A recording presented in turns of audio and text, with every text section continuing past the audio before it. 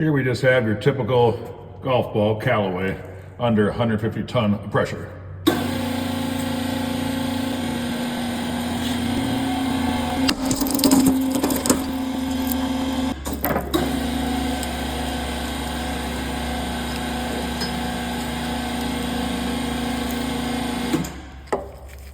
What's inside? Bunch of rubber. Next we have the exploding golf ball.